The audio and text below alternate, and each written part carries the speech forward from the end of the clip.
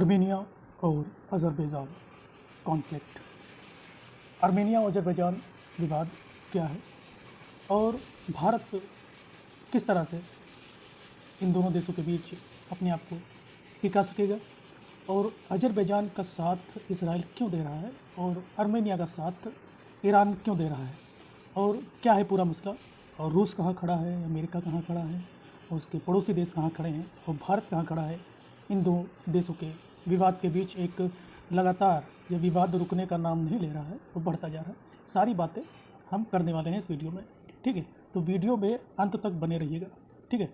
26 साल बाद फिर दोनों देशों के बीच संघर्ष शुरू हुआ है और यह लगातार चल रहा है। दक्षिण पश्चिमी अज़रबैजान में स्थित, जहां करीब 1,50,000 लोग से ज़्यादा की आबादी वाले इलाका नागोर्नो काराबाख क्षेत्र में संघर्ष चल रहा है और यह संघर्ष का केंद्र है दोनों देशों के बीच।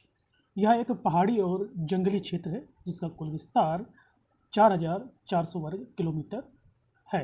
नागोर्नो काराबाख की अधिकांश आबादी आर्मेनियाई ईसाई है, जबकि अज़रबैजान एक शिया मुस्लिम बाहुल देश है। देखिए, अज़रबैजान का साथ इजराइल क्यों दे रहा है। देखिए, जब इजराइल अस्तित्व में आया, जबकि अज़रबैजान एक शिया मुस्लिम देश है और तुर्की सपोर्ट करता है, पाकिस्तान भी सपोर्ट करता है, तब जब इजराइल अस्तित्व में आया तो अज़रबैजान एक पहला मुस्लिम कंट्री था जिसने उसके अस्तित्व को माना।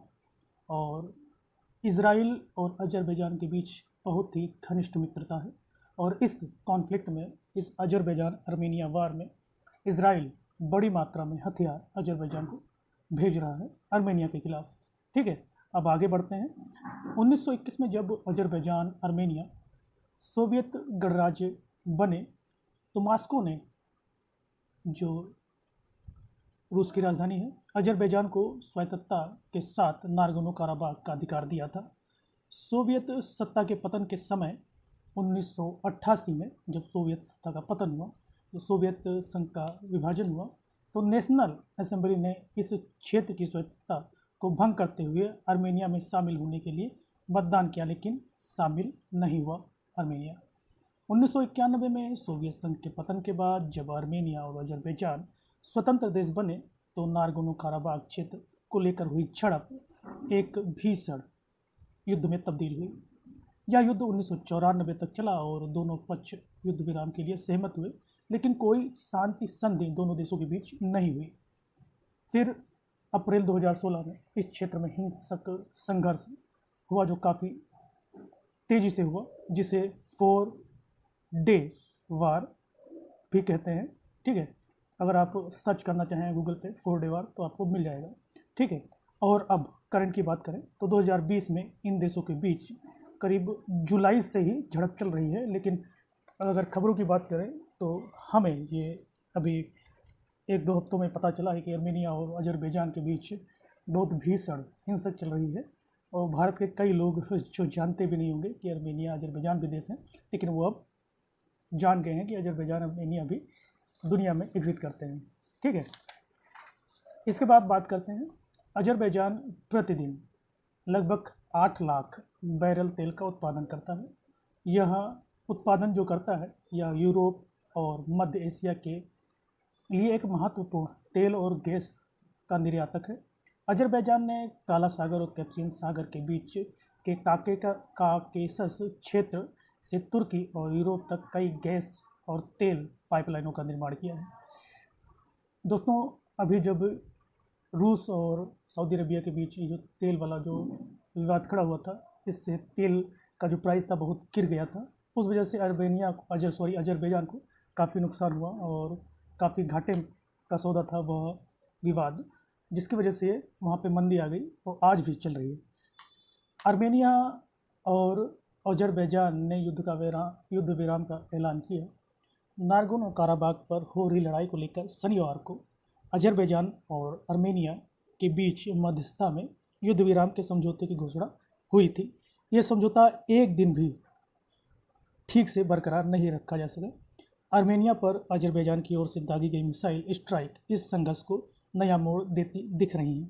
यह पहली बार हुआ है कि जब अजरबैजान ने गैर मान्यता प्राप्त जो नारगोनो काराबाग के बाहर भी आर्मेनिया पर हमला किया है।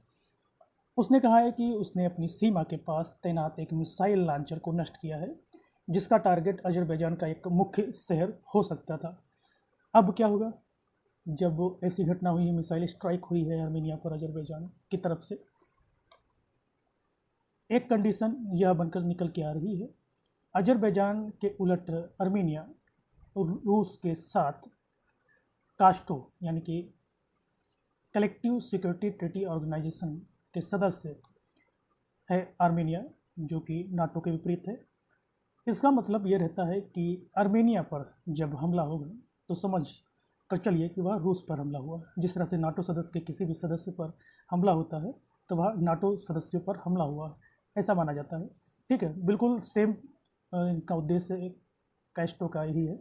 ठीक है, रूस इस संघर्ष में हस्तक्षेप कर सकता है। अब तक रूस ने युद्धरत देशों के बीच संतुलन बनाने और मध्यस्थता की भूमिका निभाने की पूरी कोशिश की है।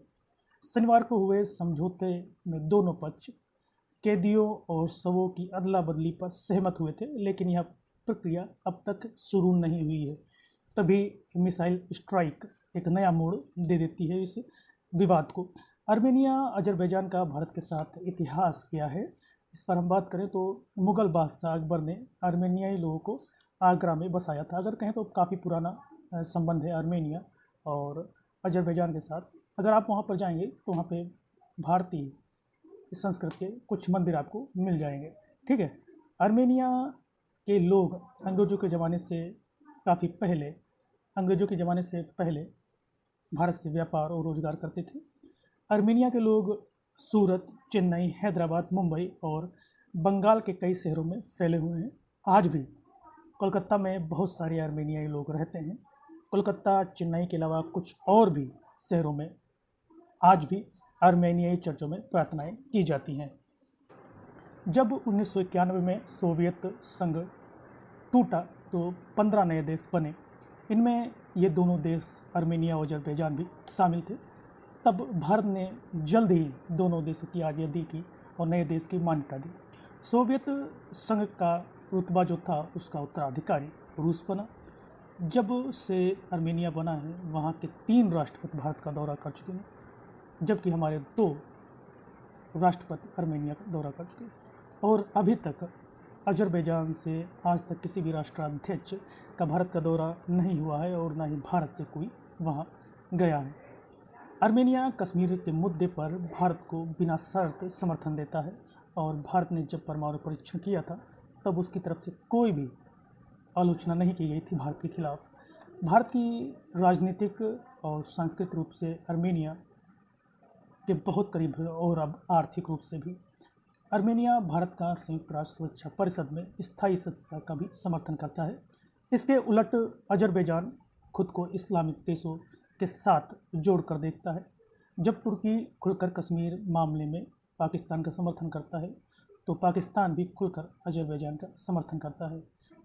भारत के लिए आर्थिक हितों की दृष्टि से अजरबैजान एक मुख्य और करीबी माना जाता है, क्योंकि भारत तेल अजरबैजान से खरीदता है एक ऑप्शन के रूप में, और दोनों देशों का व्यापार $1 बिलियन से अधिक का चल रहा है। जबकि आर्मेनिया भी आर्थिक रूप से भारत का दोस्त है, लेकिन इनके बीच व्यापार अभी तक करीब $164 का हुआ है। जबकि भारत अपने रक्षा सामान आर्मेनिया को बेचता है और आगे चलकर दोनों देशों के बीच व्यापार आगे बढ़ने वाला है। अजरबैजान एक तेल संपन्न देश है जहां भारत की ONCG ने भी निवेश किया है और भारत की फार्मास्यूटिकल कंपनियों ने भी कारखाने लगाए हुए हैं। इनके अलावा international north south transport corridor यानी कि INSTC परियोजना भी चल रही है, जिससे भारत और अजरबैजान को बड़ा आर्थिक फ़ायदा होगा। इसके अलावा मुंबई को रूस से जोड़ने वाला कॉरिडोर अजरबैजान से होते हुए जाता है, जो यूरोप और एशिया के बीच व्यापार को बढ़ावा देने के लिए करीब 7,200 किलोमीटर लंबा है। यह एक रेल, सड़क और जल मार्ग तैयार किया जा रहा है।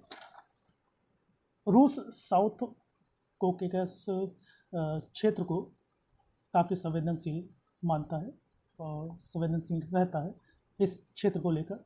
वो नहीं चाहता कि बाहर का कोई देश इस क्षेत्र में प्रभाव डाले, चाहे वो तुर्की हो, ईरान हो, यूरोप हो या फिर अमेरिका हो।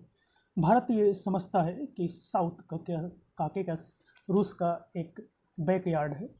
भारत रूस के खिलाफ कुछ नहीं बोलेगा। वो जानता है कि चीन और पाकिस्तान के साथ संघर्ष के इस मामले में रूस का साथ बहुत ज़रूरी है, जो उसे सैन्य और कूटनीतिक रूप से सहयोग देगा। रूस का समर्थन करेगा भारत, क्योंकि भाई रूस भी भारत को कश्मीर के मुद्दे पर सीधा समर्थन देता है। और आज बता देते हैं आपको कि पाकिस्तान में कभी भी रूस के राष्ट्रपति की यात्रा नहीं हुई है, कोई ऐसा प्रोग्राम नहीं हुआ कि रूस के कोई भी राष्ट्रपति अभी तक पाकिस्तान नहीं गया है, सिर्फ भारत के लगाव की वजह से। ठीक है, भारत जानता है कि आर्मेनिया और अज़रबैजान के बीच शांति केवल रूस ही ला सकता है। अन्य देशों के हस्तक्षेप से रूस को गुस्सा भी आ सकता है। इसीलिए भारत ने जो बयान दिया है वो बिल्कुल सटीक दिया है। ना वो रूस के खिलाफ है, ना वो आर्मेनिया के खिलाफ है, ना वो अज़रबैजान के खिलाफ है। दोस्तों, आपकी क्या राय है? अगर आपने वीडियो पूरा देखा है तो ज़रूर अपनी राय दीजिएगा और कमेंट करके बताइए कि आपको ये वीडियो कैसा लगा। जय हिंद, जय भारत।